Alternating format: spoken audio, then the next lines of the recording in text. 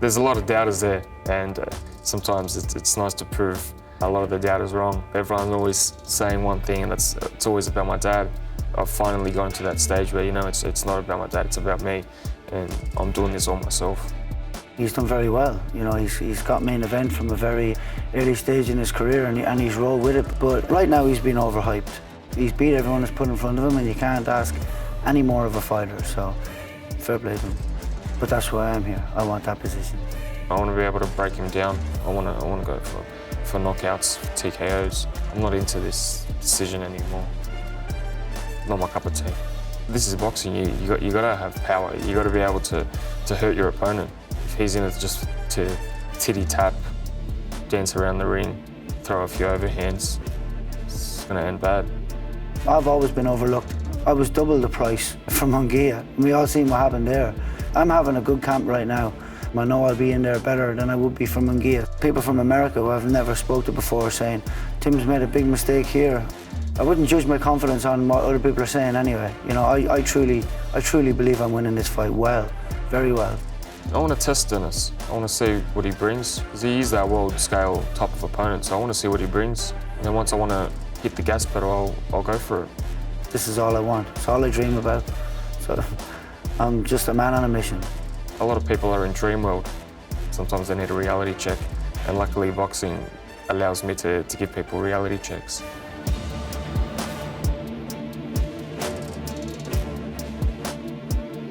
I think people are joining the team. I've got great support around Australia, great support around Russia. Everything's growing. Of course there's going to be doubters, but you need doubters, and you need people to say that can't be possible, because when people say that just makes you want to work even harder. People see this kid, he's up and coming, he's a young bull, and he's done it well, in his last two fights especially, he's got the knockouts. I think this is a brilliant matchup, I really, really do. Obviously, I know I'm going to get the win here, but in terms of everything on paper, on everything, it's very, very interesting. Life hasn't really changed. Privacy's gone. Just being able to go eat a normal meal somewhere has completely changed. I was always used to it with Dad, so for me it doesn't really bother me. Look, it's part of boxing. I think I am being mentioned there in the super welterweight division, having defeated a former world champion last year, and having been able to put on big fights, something that the world hasn't been able to do. And this year we intend to make the name grow even more and to be in there with the champions. Oh, nice. Big body shot, uppercuts, over the top, and Tszyu passes forward, and down goes Hogan off a massive left hand. His legs are not there. I've been working on power for a long time. Specifically in this camp, I needed to make a statement where I don't want to just drown my opponents, but I want to be able to dismantle and get rid of them straight away. And this was the type of opponent who, comes forward, a come forward type brawler. That's the type of style that I needed to prove myself.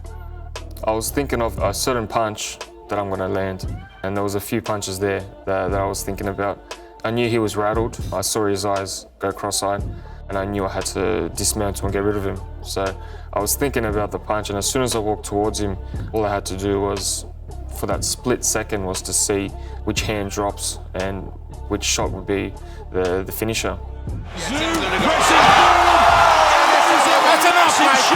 That's enough. Dominant, destructive performance from Tszyu. And I felt it. I felt that energy, I felt the atmosphere, and it proved to help me on the night. Bowen, I thought, is a strong opponent who was going to test me. In boxing, all it takes is one punch, and that one punch is all it took.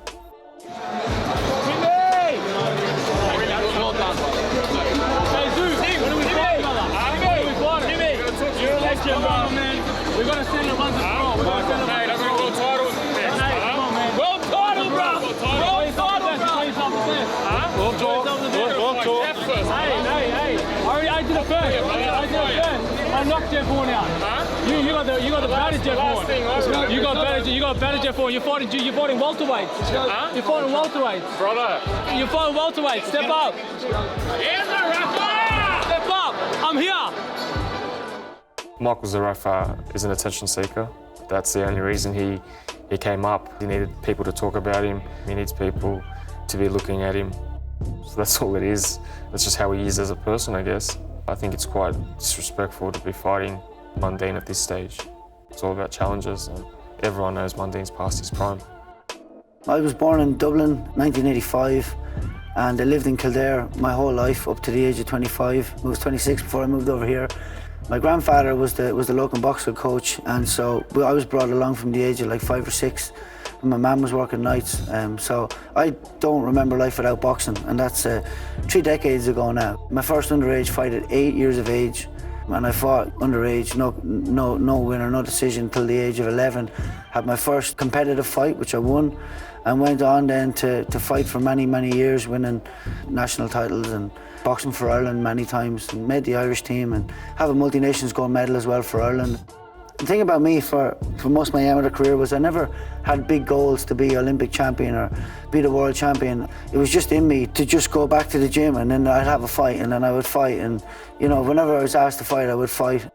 Unlike a lot of people that I know that I grew up with, they went all in on boxing, starving themselves all the time, didn't, you know, really get to mingle, go to discos and stuff, and they went all in and they sort of burnt themselves out a little bit, whereas I sort of lived that other life too. That's why I'm happy now. Like, I've gone in all in my career the last 10 years because I've done all of that. I've lived that life, and all I want to do now is just have that strap around my waist. I came here and I fought here till 2015, and I built up a great following. If you had me on the card, you know, we'll sell it out. Irish do come to support. I definitely know there'll be a lot of people from Sydney coming, and the Irish always get out to support. In Mexico, there was we have 20 or 30. At times, that was nearly all you could hear in a 16,000 stadium. So yeah, they bring a good atmosphere. I had a fight contract with PBC, and that involved being in America. For my last one, Glenn could only come out 1 week before. All the travel back and forward. Similar thing with Charlo, going back over and back again. And I had to sit back and go, right, I'm making excuses, but I had to sit back and go, what's the determining factor here? Well, I'm training in one place and I'm flying to the next to fight. Why don't I go situate myself there, have a full camp, and be on? Because whenever I've done that, I've won and felt great. So I had to say, look, I'm going to be in America for longer camps now. For my last fight, I went over, me and Glenn shook hands and parted ways, and we're still friends. And I made that decision, and I started working with Wayne McCullough. For him to leave Glen Rushton, that means one thing, and that means confused, not knowing what he needs, lack of chemistry. Me and my team, we don't have that. We have a 100% bond that we know that whatever happens in life and whatever happens in boxing, we always stick with each other. Only when you're confused and find something lacking that you start finding excuses to fire your coach and to find someone else. Should have stuck with his old trainer. I think when people are making these predictions and stuff, I don't think they look at my ability to adapt. And when they see me at my best, if they know I'm coming at my best, well, I truly believe I can beat anybody. That's my belief. He's going to be interesting. He's a different type of style that I've fought before. Similar to Jeff, but a bit different. So there will be things that I could do similar, but it's going to be a completely different fight. And I know he's going to be a tough challenge. And look, he trains hard. I know that for a fact. He's thinking that this is his last hurrah. History writes its own words, and he doesn't have the W. He's got losses. Look, I respect him for taking those big fights. They're the fights that the fighters dream about, is to be fighting in front of millions of people for that big crown. He's done everything right. In terms of where I am, for me to not to be favoured for this, and given the terms of everything, then well, yeah, it is a massive hype train. Like Munguia was. I didn't get the decision in that fight, but his hype died down after that fight, you know, and then he didn't give me the rematch.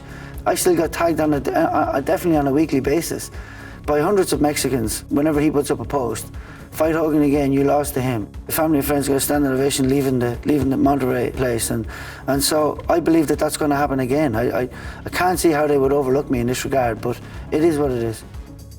Look, Dennis Hogan, he's going to be a tough competitor. He's a tough fighter, but he's living in the past. He keeps talking about his Munguia fight, that Charlo. They both ended with a loss, and the history books will say that. I do think Tim, he's not as sloppy. I think Munguia was a little bit sloppy in different places. I think that Tszyu is a bit more tidy in that regard. In terms of catching me when I'm moving, I don't feel he's got any extra movement more than Munguia would have had. And, you know, Munguia was brilliant in his previous fights at cutting off the ring. A bit like Tyson Fury in his last one. I'm not looking to move as much. I'm looking to go, and I believe that I can beat him in range and at mid-range. So out-range is where I usually am a bit more dominant, catch people, move, catch them coming in. I'm 17 fights in. Who's he fought in his first 17 fights? Let's compare resumes. Who's he done compared to my first 17, you know? So what's he had 32, 33 fights. The only last 2 fights are the ones that he's fought against someone. Both of the times that he's fought, he's lost. So a loss is a loss, a win is a win. You can't sook about it. One way to not allow that type of decisions is to not let it go decision. So win, and win convincingly, that there's no words needed. The boxing purists hit me up and they tell me how great a fight this is, and obviously a lot of people are hitting me up, are biased and telling me I'm going to do well and everything else, but I think it's just the casual fan who is inclined to be persuaded by hype. I've read all kinds of silly things like that my chin is now sus because I got knocked down by Charlo and all sorts of crazy things. None of that bothers me. He also believed that he could beat Charlo. So what happened? There you go. Every fighter is going to have confidence and they need to psych themselves up and they need something to push them forward, and it's just words. I don't believe in words. I believe in fighting. In reality, does he think that he punches harder than Jamal Charlo, world #1 middleweight if you don't include Canelo? Does he think he punches harder than him? So, if he does, he'll go on to have a fantastic career, but I'm here to test that. I feel there's a good opportunity for people to make a few quid for themselves. So, I mean, you're a big favourite. Do you feel the pressure on that? No. No? I like responsibility. It's good. You'll have a bit of it.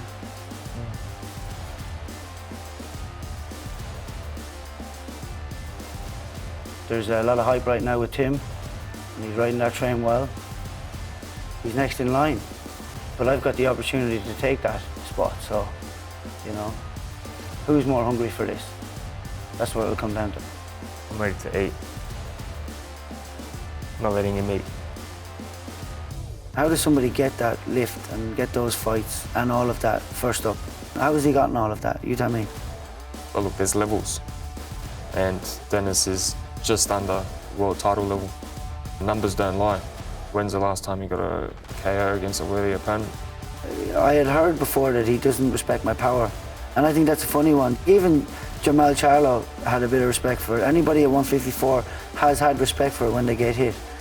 My goals haven't changed. My goals only keep going up and up. So I have to keep pursuing, because that's what gets me up every morning. I'm very, very much looking forward to landing a couple of really good shots there and seeing where his game plan goes from there. I believe I train the hardest.